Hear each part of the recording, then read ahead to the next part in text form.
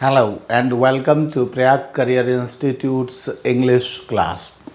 यह video remedial grammar के लिए है और आज का पॉइंट है ऑक्सिलरीज और ऑक्सिलरी वर्ब्स। तो आइए जानते हैं ऑक्सिलरीज के विषय में।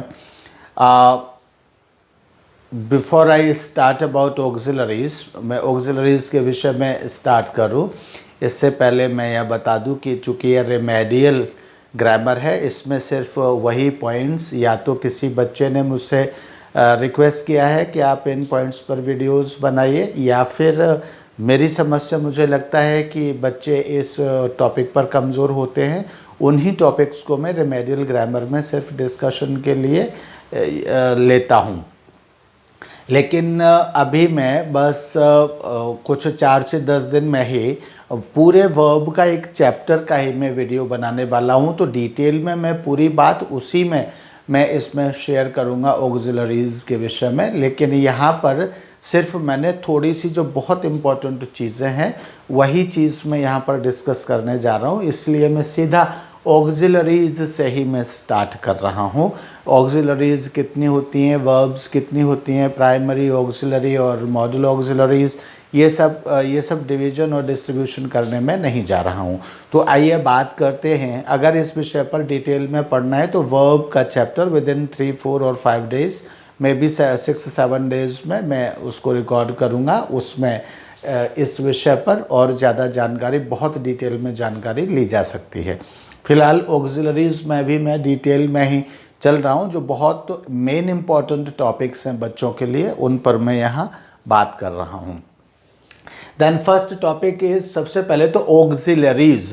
तो ऑक्सिलरीज़ होती क्या है? तो ऑक्सिलरी जो वर्ड है वो, उसका जो मीनिंग है वो होता है एक्स्ट्रा। ऑक्सिलरी का मीनिंग होता है एक्स्ट्रा, यानी जो मेन वर्ब से एक्स्ट्रा है वह ऑक्सिलरी वर्ब है। ऐसा हमको एक व्यावहारिक रूप में हमको समझना चाहिए। वन थिंग इज क्लियर कि जिसका जो एक्स्ट्रा है मेन वर्ब से वह ऑक्सिलरी वर्ब है। अब ये क्या करती है, यह इसके फंक्शंस क्या है, ये हम अभी बात करने वाले हैं। तो और ये ऑक्सिलरीज वास्तव में कितनी होती हैं? तो ये ऑक्सिलरीज आर 27 इन नंबर। ये हमको महत्वपूर्ण बात है, ये हर बच्चे को पता होना चाहिए कि ऑक्सिलरीज एक टूल की तरह होती हैं। किसी मतलब इंग्लिश लैंग्वेज में ऑक्सिलरीज बहुत इम्पोर्टेंट रोल होता है इनका, और ये एक टूल की तरह काम करती हैं सेंटेंस के कंस्ट्रक्शन में।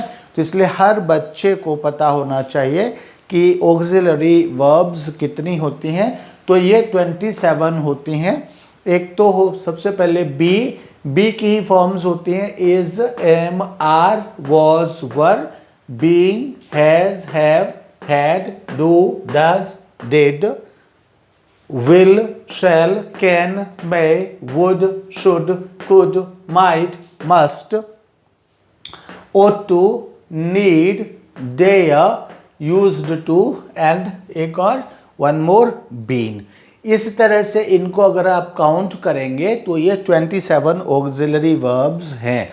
B, is, am, are, was, were, being, has, have, had, do, does, did, will, shall, can, may, would, should, could, might, must, ought, need, dare, used. ये ought के साथ में टू, चूंकि यूजुअली ऑक्सिलरी तो ought ही होती है, लेकिन इसके साथ यूजुअली टू आता ही आता है, क्योंकि इनके बाद जो वर्ब आती है वो इन्फिनेटिव फॉर्म में आती है। टू विद टू इन्फिनेटिव जो होता है, जो टू के साथ आता है इन्फिनेटिव, उस इन्फिनेटिव में आती है, इसलिए यह टू लगा हुआ है। एंड यही यूज्ड के साथ भी टू ज़रूर आता है, नहीं इसके बाद भी इन्फिनेटिव फॉर्म आती है, तो इसलिए यहाँ टू लगा हुआ है।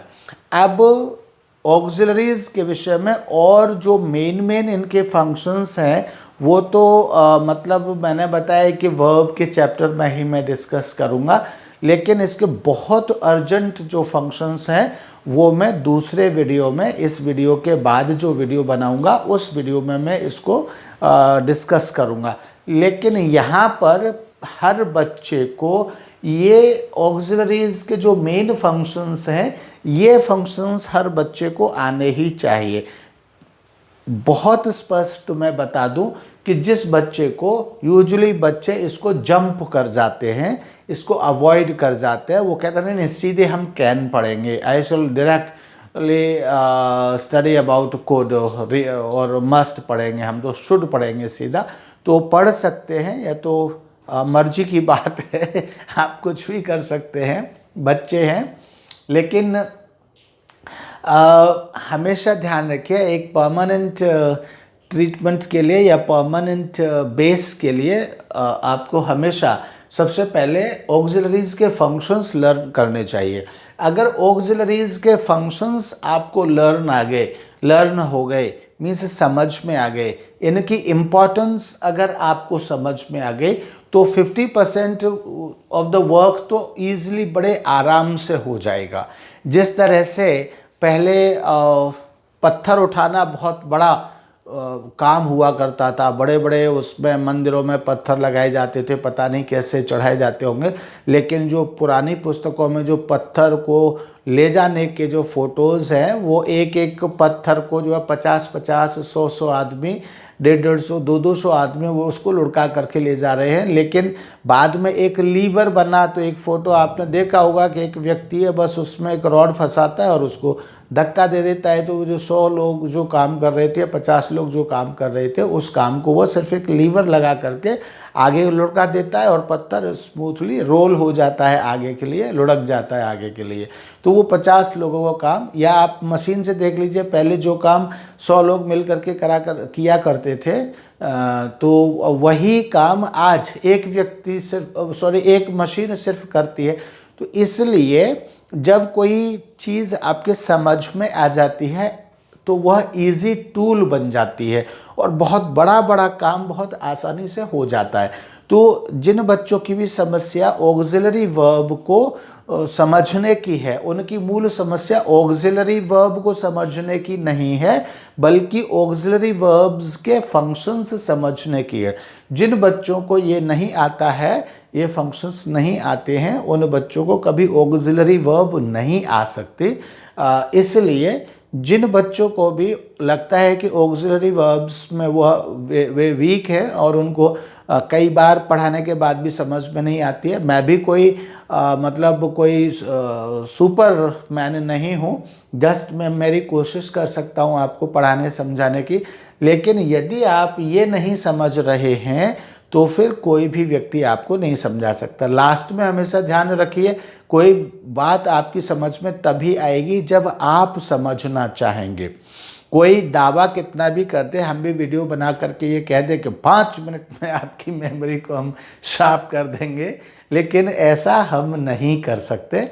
हम दावा अपने वीडियो में उछल के ऐसे करके हम कितना भी दावा करें, लेकिन हम नहीं कर पाएंगे जब तक कि आप अपने आप को इन्वॉल्व नहीं करेंगे। इसलिए इन पॉइंट्स पर ध्यान दीजिए और इन पॉइंट्स को बहुत अच्छे से समझिए, और सिर्फ समझिए नहीं, बार बार इनको पढ़िए, बार बार इनको रिपीट करिए, रिमाइंड करिए, तो आपका 50 नहीं 70% वर्क आपका हो जाएगा। तो आते हैं हम, इसके एग्जाम्पल्स यहाँ पर नहीं लिखे हुए हैं, क्योंकि एक ही वीडियो बनाने में, छोटा सा एक वीडियो बनाने में मटेरियल उतना बहुत सारा एक बोर्ड पर नहीं आ पाता है। एंड अगर मैं इसको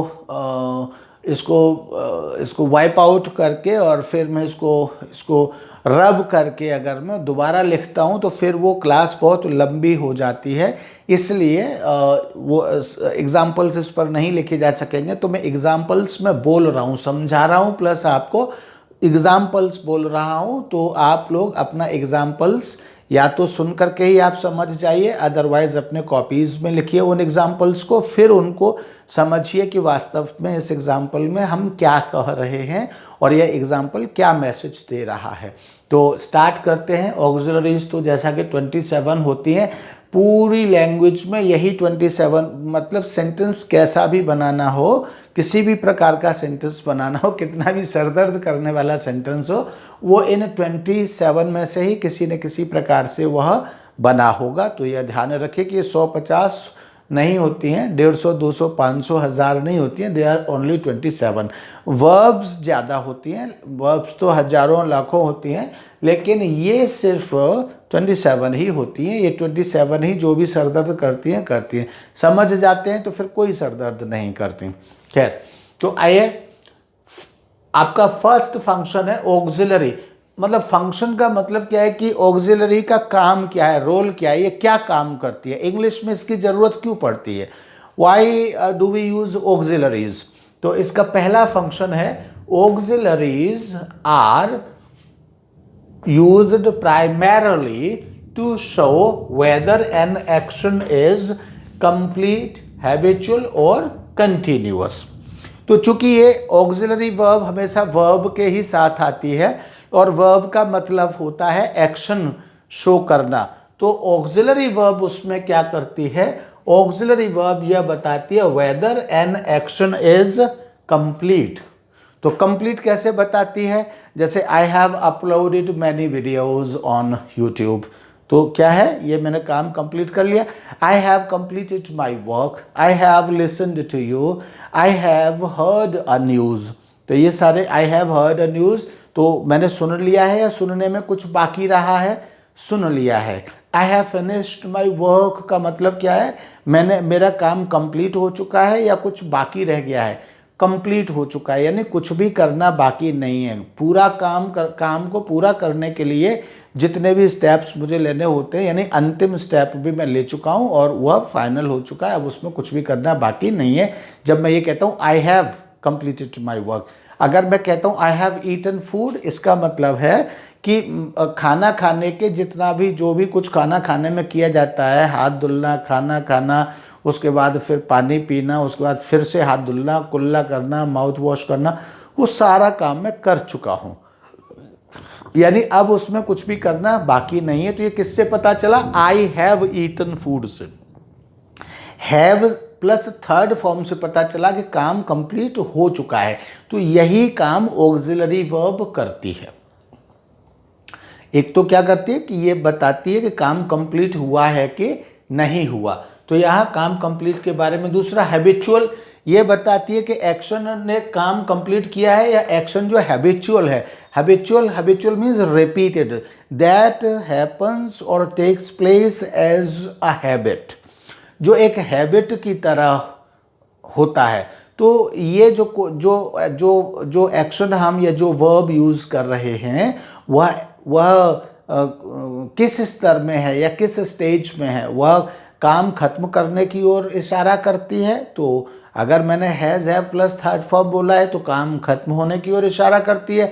अगर मैंने कहा I would visit my village frequently when I was a child, यानी जब मैं बच्चा था, when I was a child कौन सा हो गया, पास्ट हो गया। तो I would visit my village, तो I would visit my village क्या कहता है, ये रिपीटेड एक्शन को या हैबिट को दिखाता है। तो I would visit my village frequently या मोर ऑफन, मैं अपने गांव बहुत बार जाया करता था या फ्रिक्वेंटली विजिट करता था जब मैं बच्चा था। तो इसलिए यह सेंटेंस क्या दिखाता है, यह सेंटेंस दिखाता है कि जब मैं बच्चा था, यानी मेरे बचपन में मेरी गांव जाने की आदत थी या ये एक्शन बार बार होता था। इसी तरह से I would go to a primary school in my childhood, मैं अपने बचपन में प्राइमरी स्कूल में जाया करता था। I would go to a primary school of my village in my childhood, यानी मैं अपने बचपन में अपने गांव के प्राइमरी स्कूल में जाया करता था। तो ये what does it show, I would go क्या बताता है, क्योंकि past tense when I was a child क्या है, पास्ट टेंस है।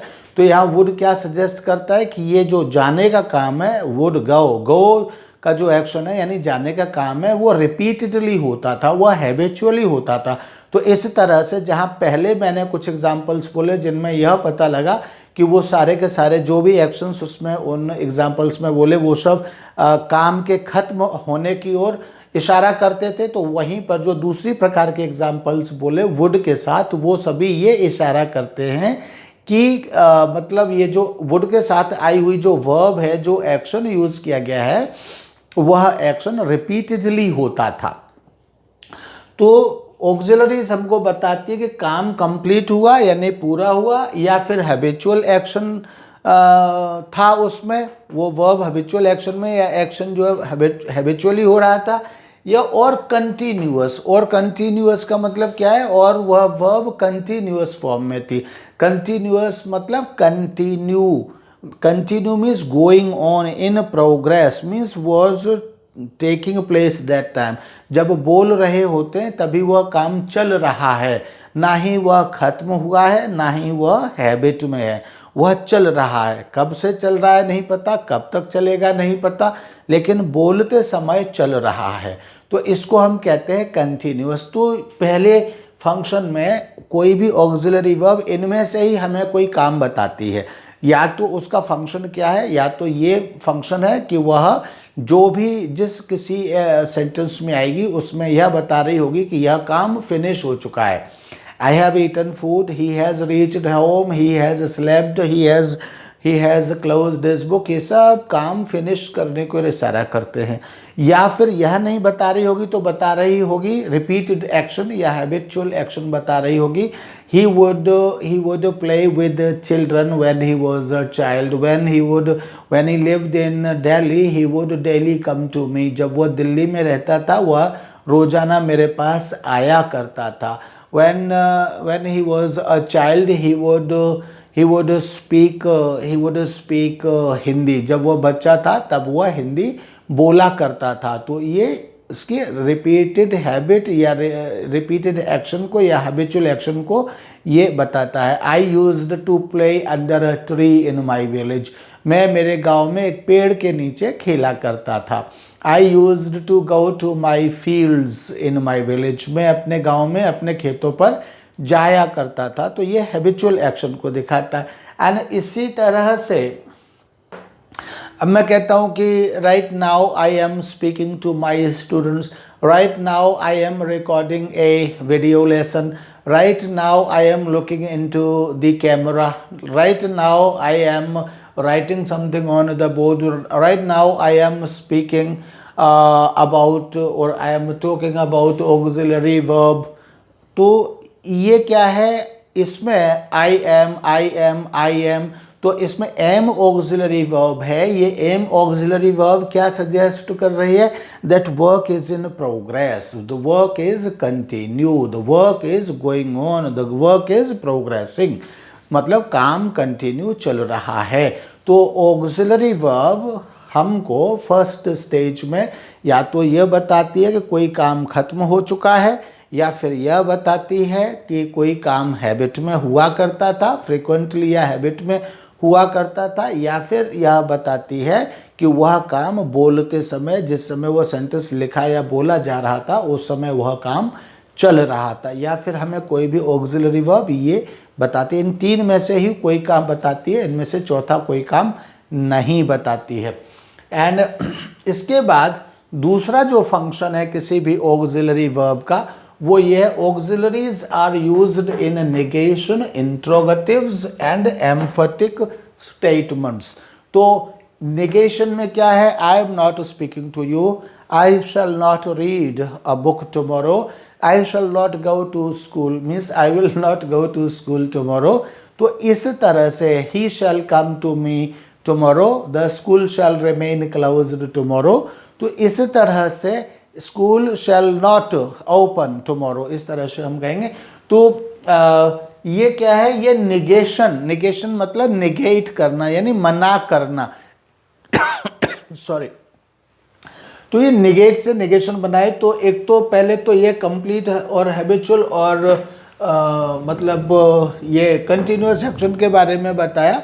और अब जो है कि या तो निगेशन के बारे में, या कोई काम नहीं हुआ या नहीं हो रहा, नहीं हो चुका है, या तो कोई ऑक्सिलरी वर्ब यह बताती है, या फिर इंट्रोगेटिव यानी कि क्वेश्चन फॉर्म बनाने में मदद करती है। जैसे have you eaten food, have you completed your work, have you understood what I am saying, have you opened the TV or have you turned TV off, have you opened your book। तो इस तरह से interrogative sentences को बनाने में, are you coming to Delhi today, are you listening to me, are you on the line.